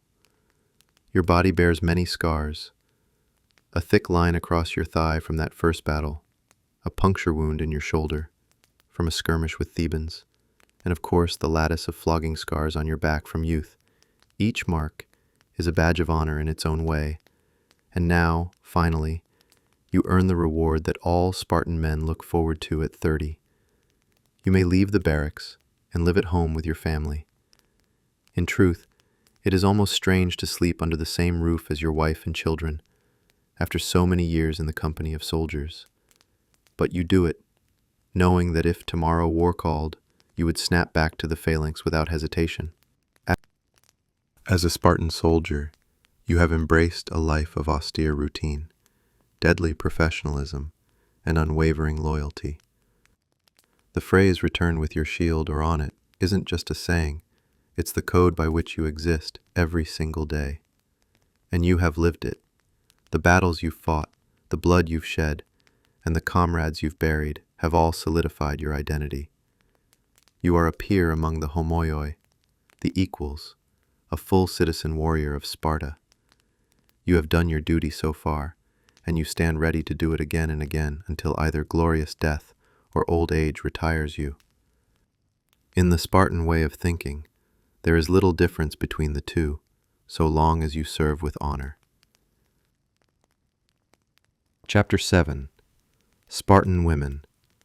Strong in a different way. Your story would be incomplete without speaking of the women of Sparta, those formidable mothers, wives, and daughters who shape the city in quieter but no less important ways. From birth, a Spartan girl's life is very different from her sisters in other Greek cities. For one, she is generally spared the brutal selection that newborn boys face. It's unclear if infant girls were formally inspected as boys were, but evidence suggests that Spartans did not commonly practice infanticide on healthy female babies. Every girl is a potential mother of warriors, after all, and therefore valuable. As a baby, a Spartan girl is fed just as well as a boy, unlike in Athens, where families might give sons more food and care than daughters. In Sparta, the goal is healthy children, regardless of gender. Spartan girls grow up in an atmosphere of physical vigor and relative freedom unknown elsewhere in Greece.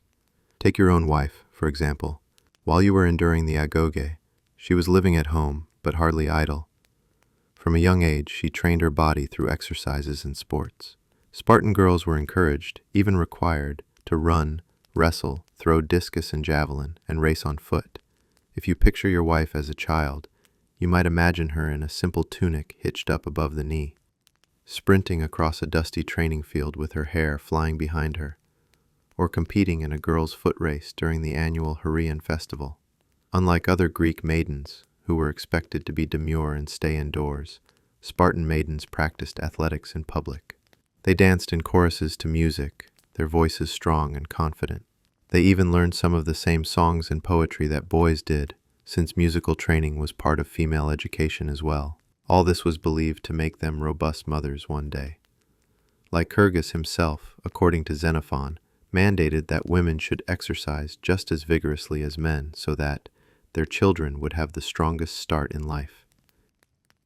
In their households, young Spartan girls were not cloistered away or taught only domestic tasks.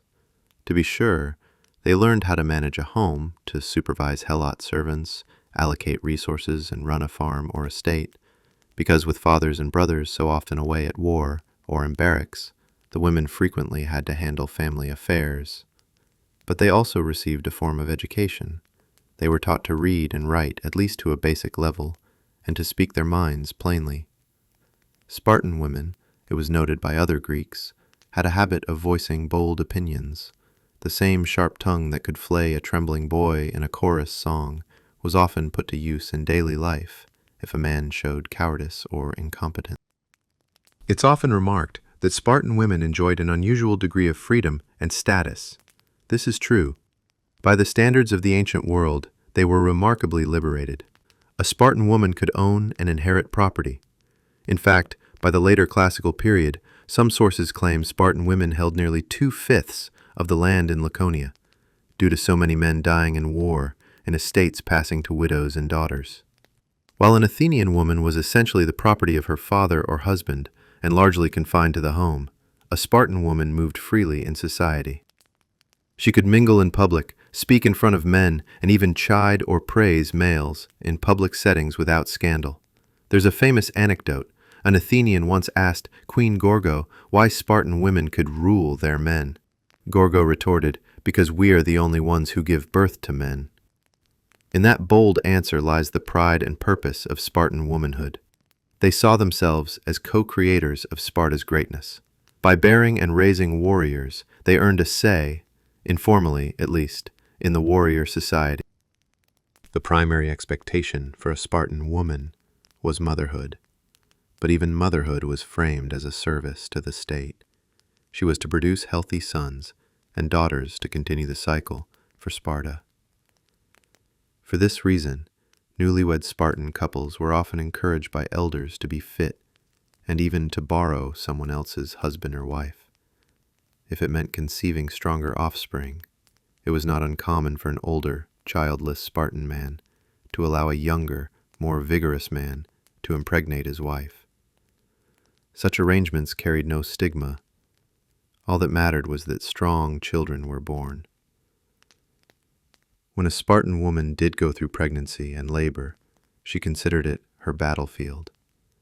Dying in childbirth was, for her, the equivalent of a man dying in combat, the ultimate sacrifice for the glory of Sparta. In fact, Sparta had a unique custom regarding grave markers. The only people permitted to have their names inscribed on tombstones were men who died in war and women who died in childbirth. That is the level of honor accorded to a mother who paid the price of giving life to new Spartans. The respect Spartan women commanded in society was evident in daily interactions. As you experienced firsthand, mothers in Sparta were not meek or subdued. Your own mother's steely resolve profoundly shaped you. She delivered you to the Agoge without a tear, and when you returned victorious from war, it was her approval you craved most. Spartan mothers were known, perhaps hyperbolically, for saying they would rather see their sons dead rather than cowardly. There are tales of mothers who, upon hearing their son had died bravely in battle, rejoiced that he did his duty, and others of women who personally killed sons who deserted the battle line. These stories might be exaggerated propaganda, but the fact that they were believed reflects how the ideal Spartan mother was viewed: fiercely patriotic, putting city above her own child. You recall how your mother gave you your shield and bade you return with it or on it.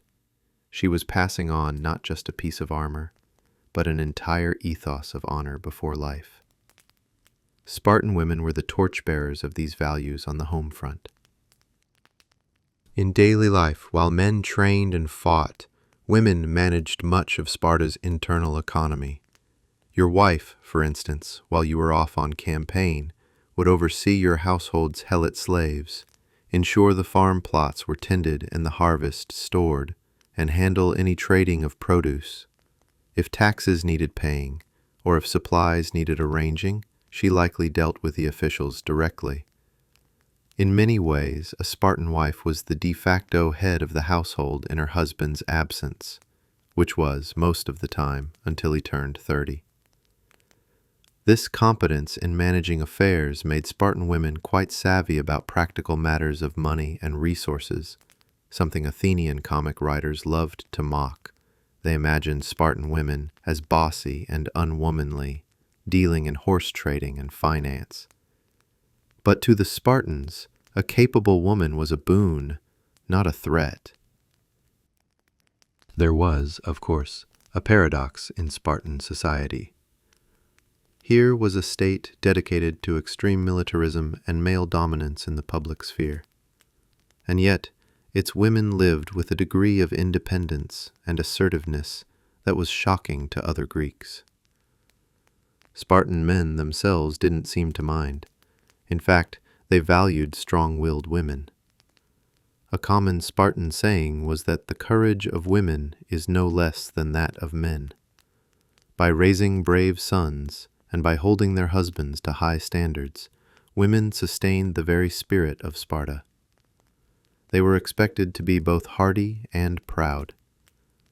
One anecdote tells of a Spartan mother who, upon learning her son had been cowardly in battle, lifted her skirt and asked if he wished to crawl back into the womb, a biting way to show utter contempt.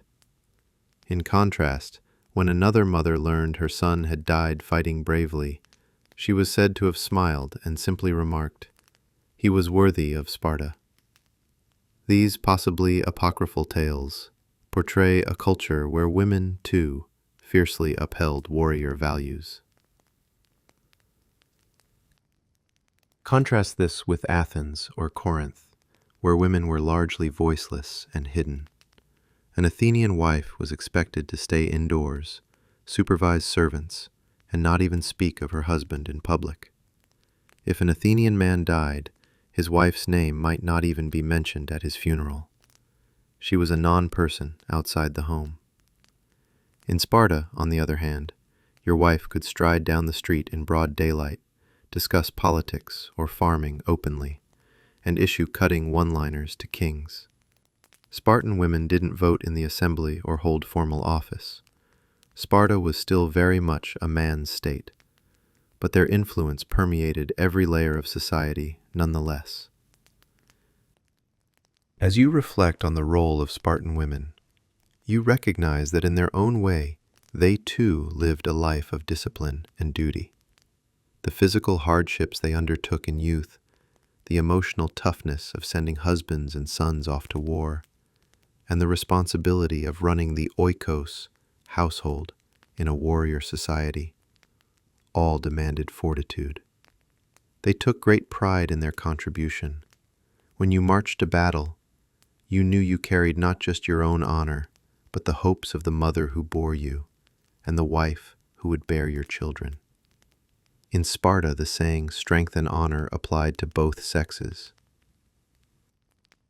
Nowhere was this mutual dependency clearer than in the fact that without Spartan women, there could be no Spartan men.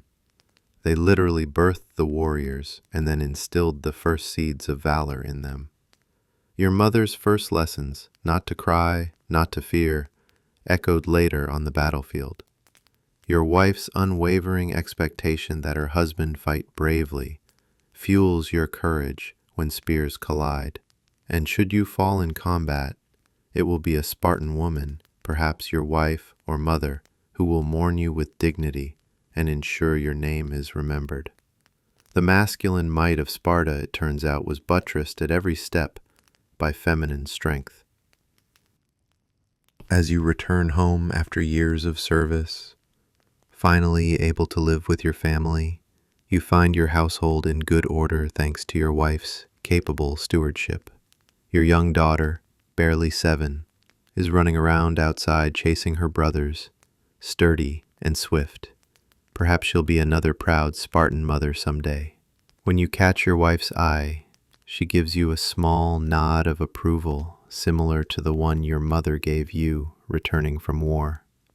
It strikes you that this simple gesture encapsulates the Spartan woman's ethos, not openly gushy or doting, but deeply proud and supportive of the Spartan ideal. In that nod is a world of partnership. She has held Sparta together on the home front while you fought abroad. Together in your different spheres, you've both served Sparta. Spartan women truly were strong in a different way. They didn't carry shields and spears into battle, but they forged the shields and spears of character within Sparta's sons. They did not make war, but they made warriors. Through their freedom, their education, and their fearless pride, they stood unique among the women of ancient Greece. They were the hidden half of Sparta's renowned strength, the steady heartbeat in the body of the Spartan state. Chapter 8. The Gerousia and Final Years. The years march on, and eventually, the relentless rigors of youth and midlife give way to something different: old age, a rare achievement for a Spartan warrior. By the time you reach your 50s, you've outlived many of your comrades and seen your children grow into adulthood. At age 30, you were finally allowed to leave the barracks and live full-time with your family. You remember the awkward joy of that transition, sleeping under your own roof beside your wife, getting to eat evening meals at home with your children instead of in the mess hall. It was a welcome change, yet it took some adjustment. You had spent 2 decades in the constant company of men. The quiet domestic sphere felt almost foreign. Still, you embraced it in your Spartan way, without excess show of emotion, but with deep satisfaction. To live with one's family was a privilege earned by fulfilling your duty. Even after 30, however, you remained a soldier in essence. Spartans are on active reserve until the age of 60, and you kept training regularly with your peers, ever ready to don your hoplite armor when called. In your 40s, you probably mentored younger soldiers, drilling the 20-somethings with the same stern discipline you once endured. How many times did you seize a slacking youth by the shoulders and roar, "Stand firm! Remember your training!" Quite a few, and each time you were aware of the cycle repeating. You had become the hard-edged veteran, enforcing the exacting standards that older men had enforced on you. At home, you also became a father. In time, you had the stern duty of seeing your own son off to the Agoge. Handing your boy over at age 7 gave you a pang of sorrow masked by pride. You passed on the same words your mother once did: "Be strong, bring honor to our name." Years later, when your son returned a fearless young warrior, you greeted him with the same firm, silent approval your father showed you. The cycle continued. As you advanced into your late 50s, fewer and fewer of your original comrades stood in the ranks beside you. Some fell in battle, others to illness or accident. A very few, like yourself, simply grew old, a testament to your lifelong strength and perhaps fortune. In Sparta, reaching 60 is a badge of honor, nearly on par with a battle scar. It means you've survived countless campaigns and lived through the full arc of the Spartan warrior's life. At 60, a new door opens. You become eligible to sit on the Gerousia, the Council of Elders. This body of 28 old men, plus the 2 kings, is the highest authority in Sparta, guiding laws and policy, and even holding power to try kings in court. Entrance to the Gerousia is by election, effectively a contest of reputation. In the assembly, the candidates are judged by the loudness of the citizenry's applause for each, a peculiar and very Spartan method. When your name was put forward, you stood in the theater alongside a few peers while the people cheered. Perhaps you were fortunate, and the voices for you were strongest, lifting you from the ranks of ordinary equals into the elite circle of gerontes, elders. Sitting in the Gerousia, you find life both calmer and weightier than before. No longer do you march out with the army. That's for younger men now, but you hold sway over decisions that can send those young men to war. You and your fellow Gerontes meet in a dark, colonnaded hall, discussing state matters in terse, laconic phrases. You've become one of the revered, gray-haired lawgivers that the youth once feared and respected. It is a proud position. You recall dreaming as a boy of doing something great enough to be honored in old age. In part, your elevation is a reward for a lifetime of bravery and steadfastness. But it's also a grave responsibility. The Gerousia can overrule even the assembly of citizens on certain matters and is entrusted with guarding the sacred retras, the unwritten Spartan laws from Lycurgus. You and your peers are known as the Old Wolves, who watch over the Spartan way. Judging disputes and crimes is now part of your routine. Ironically, you sometimes sit in judgment of cases involving youths who transgress the very code you helped instill. A boy caught stealing without permission, not the theft itself but disobeying orders, might be brought before you for sentencing. A trembler, a man who showed cowardice in battle, comes shuffling in, head bowed, facing exile or worse. You deliver these judgments without passion or malice. At this age, you understand that the law of Sparta must be hard to keep the state strong.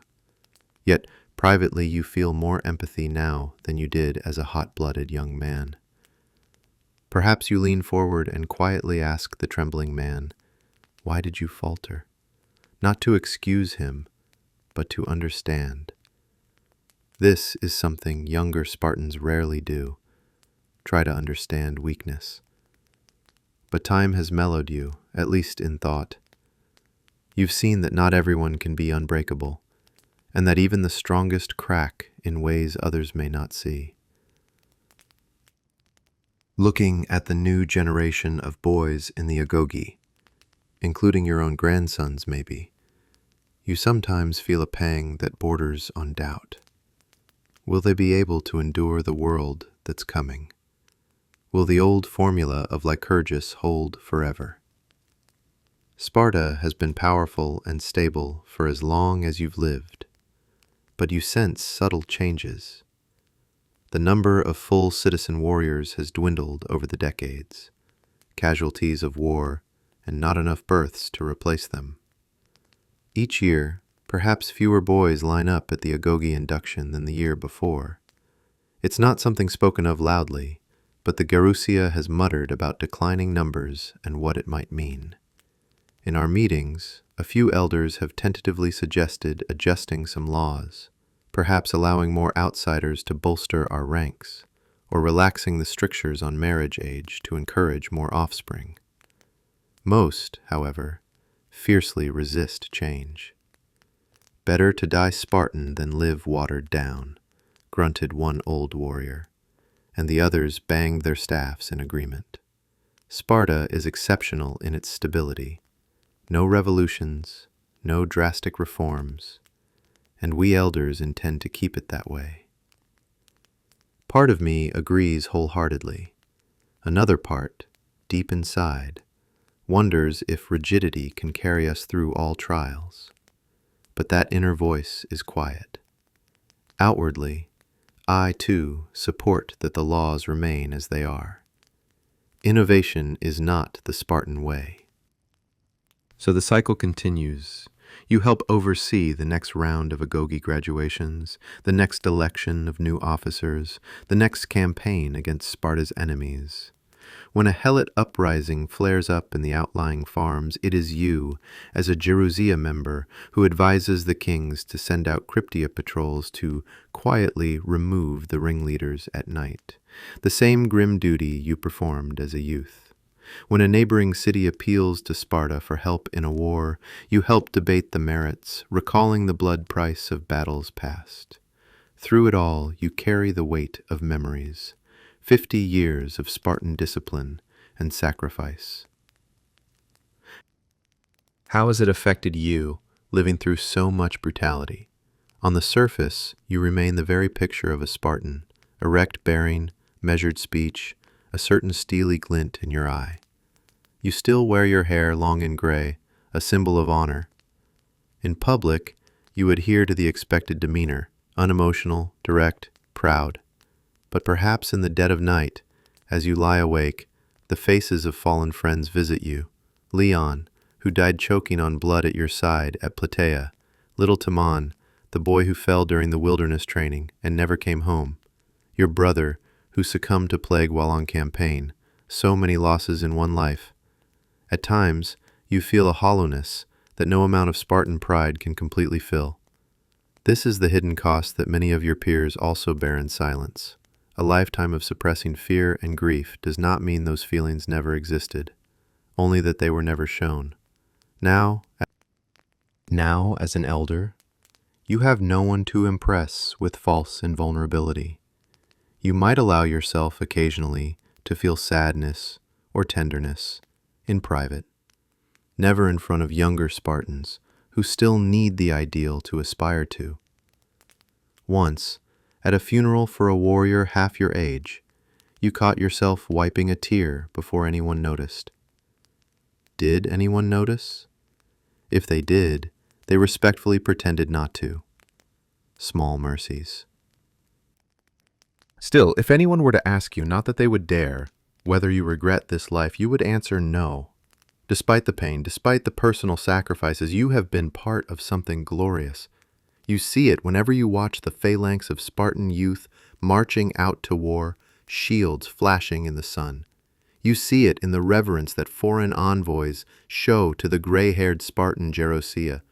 You have helped to uphold the greatest warrior society in Greece, perhaps in all history. That knowledge is your solace and your triumph. The young men you trained will go on to train their sons. Your own sons will impart the same values to your grandsons.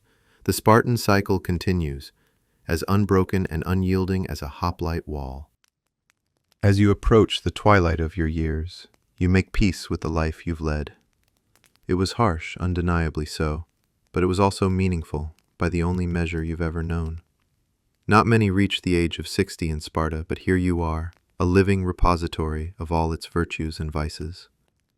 When your time comes to depart this world, you expect no elaborate lamentation. Perhaps you will be given a headstone with your name, for a man of your status and achievements. That is likely allowed, even if you did not fall in battle. Perhaps not. It matters little to you now. What matters is that the ideals you fought for, courage, discipline, loyalty, remain alive in those who follow. As an elder, you have done your best to ensure they will. In the quiet moments, sitting on a bench overlooking the training field, you sometimes allow a thin smile as you watch the boys spar and the instructors shouting. It's as if time has looped back to your own youth. The thought might cross your mind. So it goes. We forged them as we were forged. They will forge the next. The pride and the burden you have carried all these years will soon rest on their shoulders. And in that continuity, you take comfort. You rise slowly, your joints ache nowadays, and walk back toward the city center, leaning ever so slightly on your staff. There is more work to be done.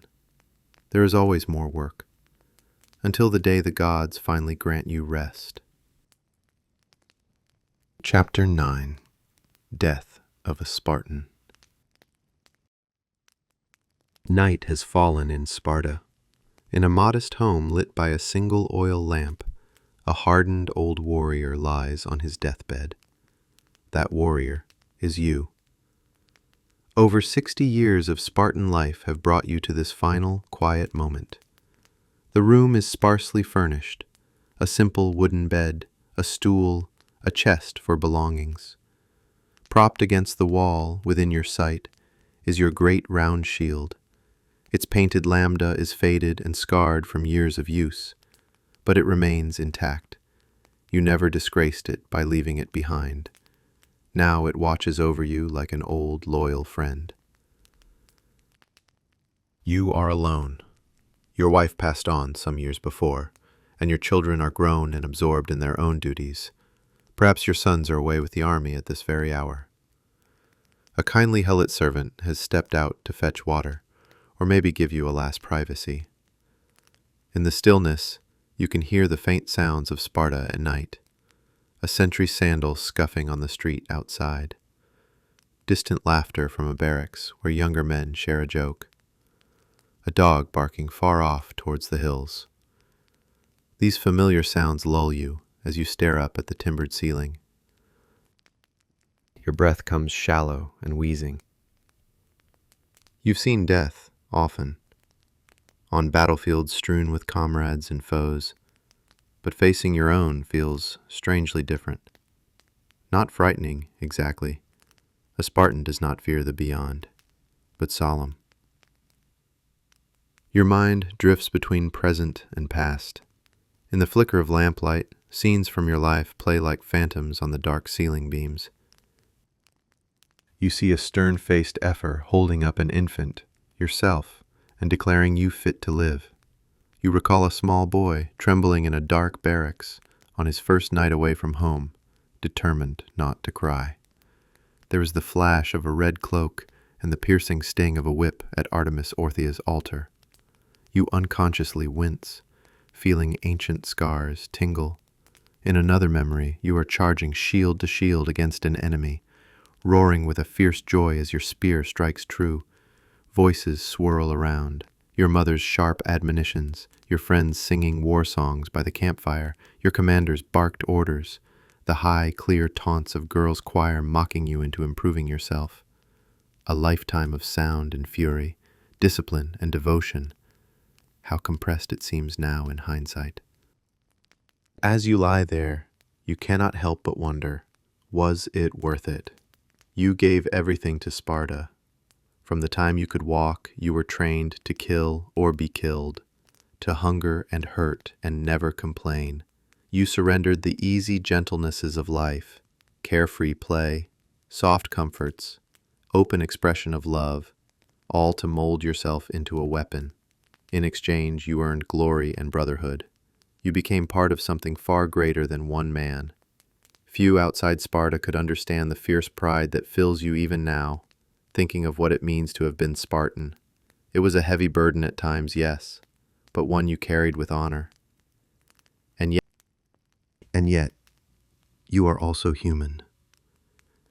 In this final hour, you allow yourself thoughts that you never voiced aloud. You think of the men you killed, and those you saw killed, not with triumph now, but with a kind of gentle sorrow. War was your purpose and excellence, but it was also a thief that stole many friends from your side. How many companions' graves did you help dig? Too many to count. The faces of the fallen float before you, youthful, brave, frozen in time. You whisper a few of their names into the darkness, something you would never have done in public, but here it feels right to acknowledge them. Leon, Procles, Damo. They were all part of your story, threads woven into the tapestry of your life. Sparta demanded everything from all of you. Some gave their lives swiftly in battle. You gave yours slowly, over decades of service. In the end, perhaps the sacrifice is equal. You cough, a deep rattle in your chest. A bit of lamp smoke stings your eyes and causes tears to well up. Or are those tears from within? It is hard to tell. A Spartan is not supposed to cry, but there is no one here to witness. In this moment, you feel the weight of every suppressed emotion. the grief for lost comrades, the love you never fully expressed to your family, the relief and exhaustion and pride.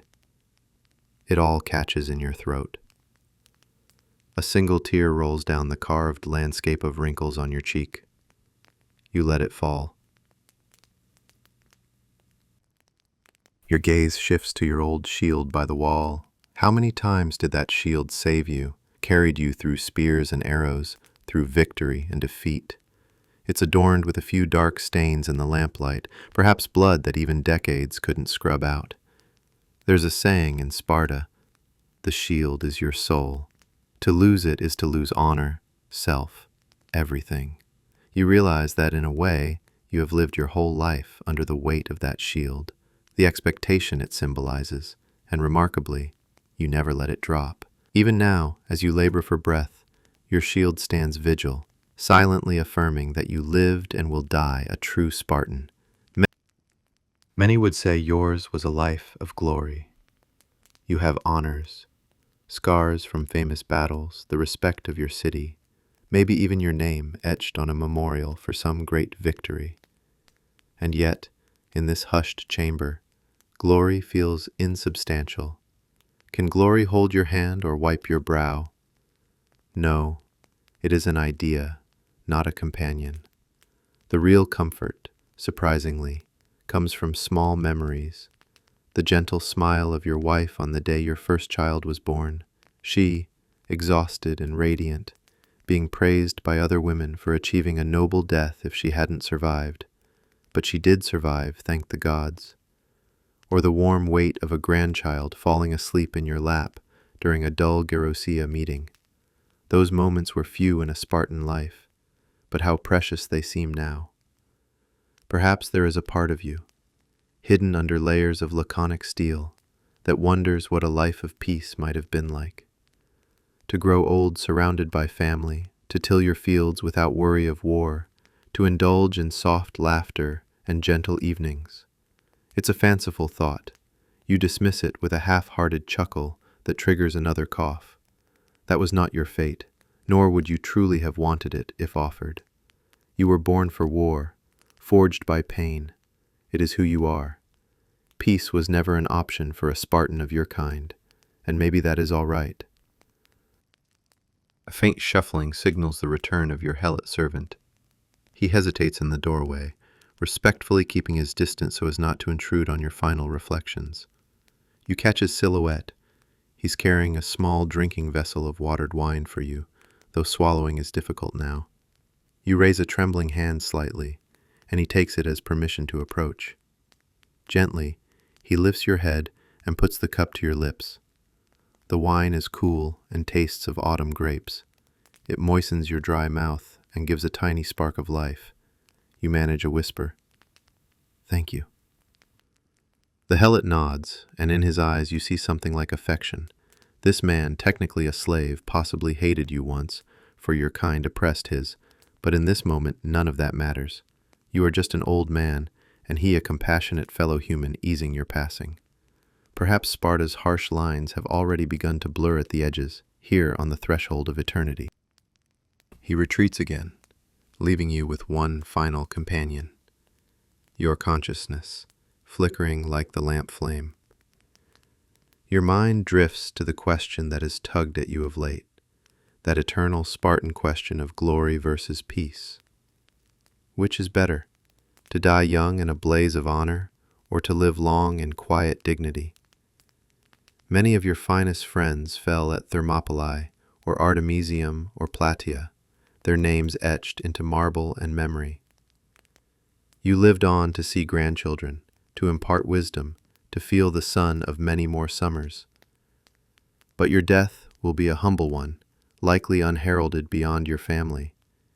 In the end, which of you was luckier? The answer eludes you. Perhaps it is not for you to know. Both paths serve Sparta, and that is enough. Your vision begins to dim at the edges. The lamp seems to glow a bit brighter, or is that some other light? Your body is leaden now. Even drawing breath is a labor. You sense that the remaining moments are few. Summoning the last of your strength, you turn your head toward your shield. You recall your mother's voice on the day you first marched to battle. Return with your shield or on it. A small smile ghosts your cracked lips. Here you are, about to depart life's field, on your shield, as it were, not carried by comrades, but escorted by a lifetime of carrying it yourself. You did not drop it. You kept your honor. Your eyes close gently. In your mind, you stand once more on the Spartan plain under a clear blue sky. You are not old or infirm. You are young, clad in bright bronze, shield and spear in hand, the Eurotas wind at your back. Around you stand the phalanx of your brothers, and beyond them you think you glimpse other familiar figures, maybe those who left you long ago, all gathered and waiting. There is a great sense of peace and pride washing over you. As the final sigh escapes your lips, you leave the world quietly. No family wail, no grand funeral oration, just the still night and the soft flicker of the lamp. You depart as you lived, with stoic grace. In the morning, when word spreads that one of Sparta's venerable warriors has passed, there will be solemn nods, and perhaps a brief official mourning. Your name might not be carved in stone, for you did not fall in combat, but it will live on in the memories of those who knew you, your children, your comrades, the young soldiers you mentored who will recall your steely example. And in Sparta that is enough. For a Spartan, the greatest reward is not riches or comfort, but the knowledge that you played your part in the ageless story of your people. You played your part well. A life of war, forged by pain and now, finally, at rest.